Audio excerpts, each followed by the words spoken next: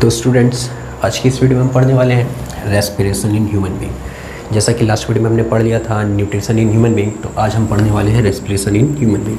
Nutrition के अंदर हमने ये देखा था कि किस प्रकार से फूड का डाइजेशन होता है, और वहाँ पे जब डाइजेशन हो गया तो उसको जब एब्जॉर्प्शन होने के बाद अब उस फूड का किस तरह से यूटिलाइजेशन होगा, किस तरह से उस फूड को एनर्जी में कन्वर्ट किया जाएगा, इस प्रोसेस को हम कहते हैं रेस्पिरेशन।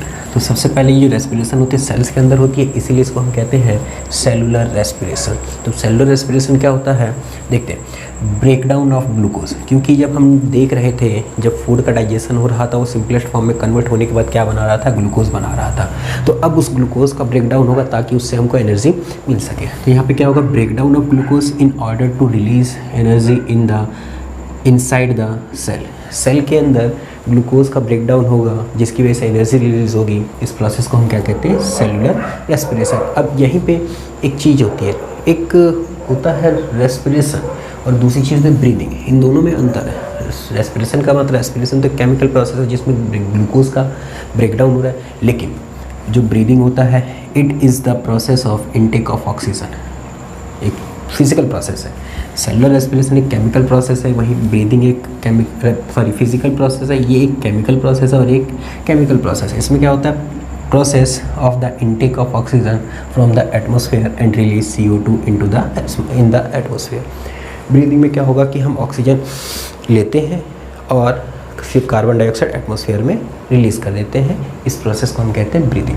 अब यहाँ पर जब ग्लूकोज का ब्रेक डाउन हो रहा है तो अलग अलग तरह के ऑर्गेनिज्म के अंदर अलग अलग तरह से ग्लूकोज का ब्रेक डाउन होता है। तो यहाँ पर हम देखेंगे break down of glucose by the various pathway, अलग अलग पाथवे से किस प्रकार से ग्लूकोज का ब्रेक डाउन होता है।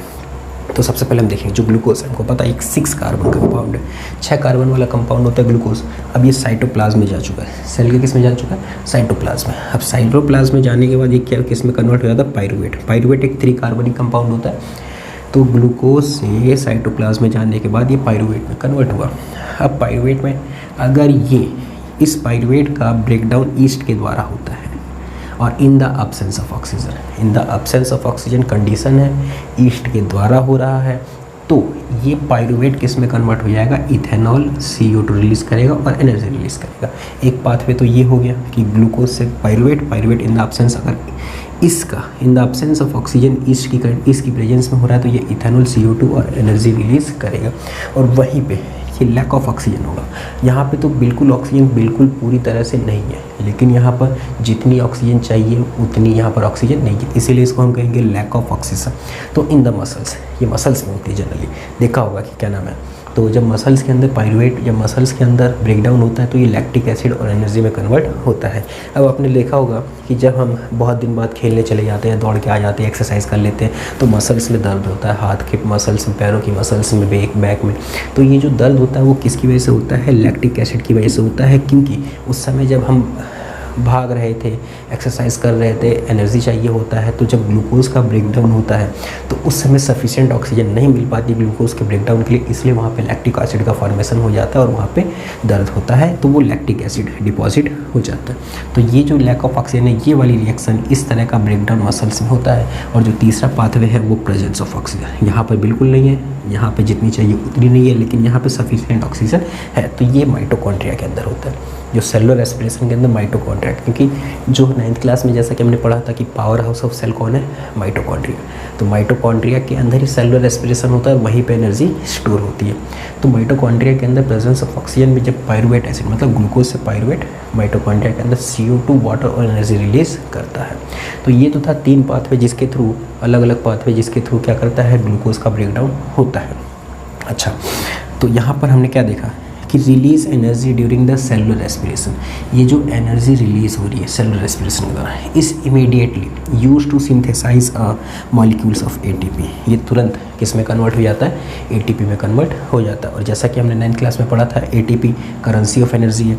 तो ATP is a currency of energy which is use for the other activity in the cell. अब सेल के अंदर सिर्फ बहुत सारी एक्टिविटी हो रही है, उस सब के लिए एनर्जी चाहिए, मेंटेनेंस के लिए, सेल की बॉडी की मेंटेनेंस के लिए, कहीं पे ग्रोथ हो रही है, कहीं पे डेवलपमेंट हो रही है, वहाँ पे उस सब सारी प्रोसेस के लिए क्या चाहिए, एनर्जी चाहिए।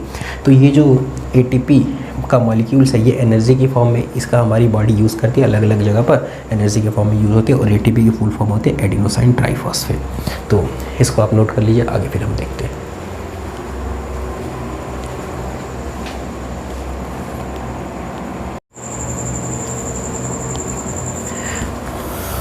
अब जैसा कि अभी हमने देखा कि यहाँ पर जो ब्रीदिंग होता है, ब्रीदिंग जो होता है intake of oxygen and releasing out of carbon dioxide, उसको हम ब्रीदिंग कहते हैं। तो जो ब्रीदिंग रेट होता है ना, breathing rate in aquatic organism, मतलब जो पानी के अंदर रहने वाले ऑर्गेनिज्म है ना, उनके अंदर is much faster than that of terrestrial organism.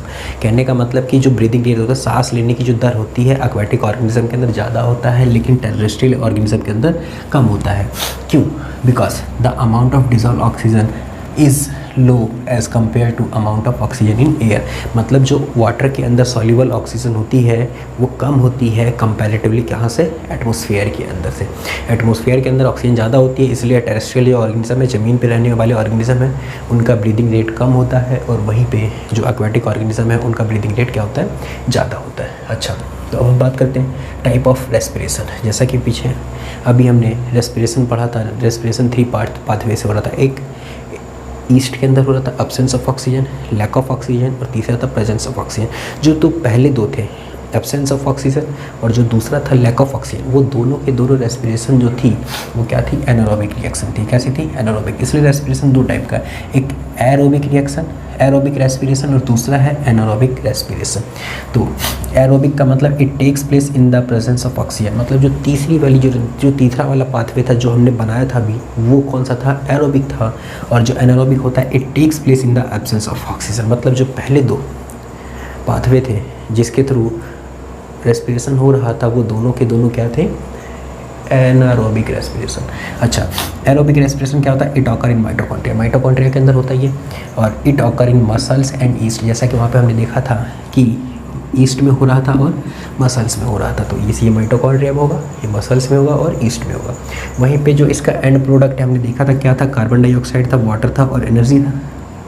Aerobic respiration के अंदर जो सेलुलर रेस्पिरेशन माइटोकॉन्ड्रिया के अंदर होता है, और वहीं पे इनका जो एंड प्रोडक्ट था, पहले वाले में इथेनॉल था और दूसरे वाले में लैक्टिक एसिड था और CO2 और एनर्जी था। तो इसलिए एनारोबिक रेस्पिरेशन का जो एंड प्रोडक्ट होगा वो क्या होगा, इथेनॉल, लैक्टिक एसिड, CO2 और एनर्जी होगा।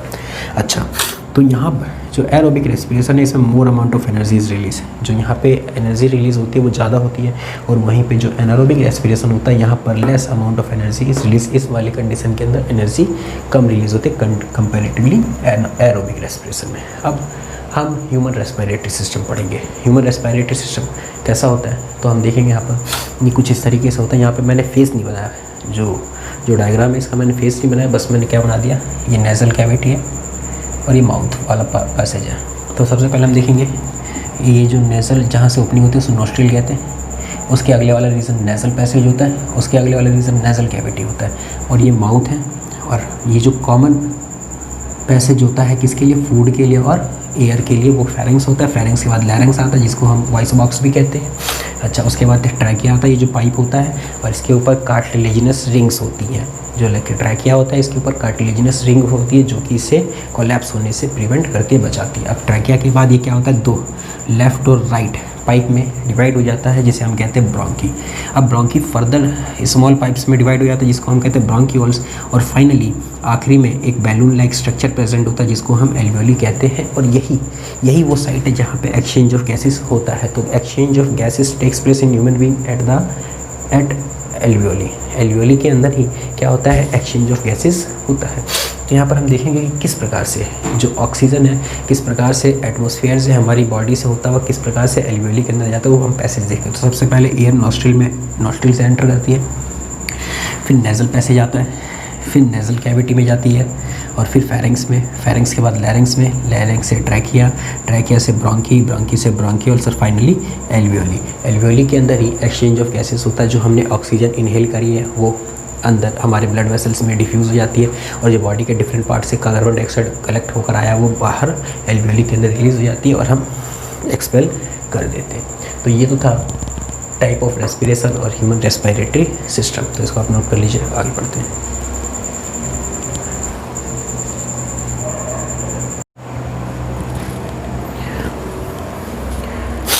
तो अब हम देखेंगे कि किस प्रकार से एक्सचेंज ऑफ गैसेस होता है एल्वियोली के अंदर। यहाँ पर हम देखेंगे exchange of gases means CO2 और oxygen between alveoli blood and the tissues, कि किस प्रकार से ब्लड के एल्वियोली के अंदर और ब्लड के बीच में और टिश्यू के बीच में और ब्लड के बीच में एक्सचेंज ऑफ गैसेस होता है।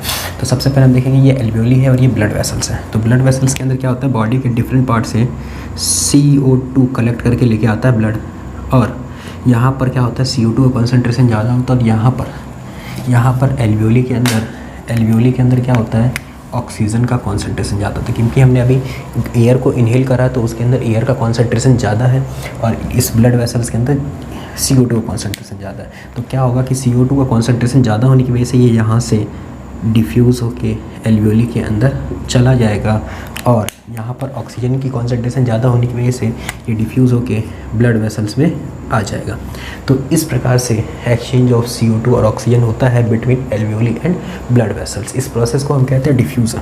इस प्रोसेस को हम डिफ्यूज़न कहते हैं। डिफ्यूज़न क्या होता है, movement of particle from a region of higher concentration to a lower concentration. Higher concentration से किसी भी मॉलिक्यूल्स का लोअर कॉन्सेंट्रेशन की ओर मूव करना क्या कहलाता है, डिफ्यूज़न कहलाता है, जैसा कि हमने 9th क्लास से पढ़ा था।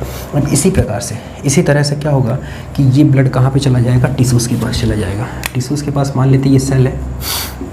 अब सेल के अंदर क्या हो रहा होगा, रेस्पिरेशन हो रहा होगा।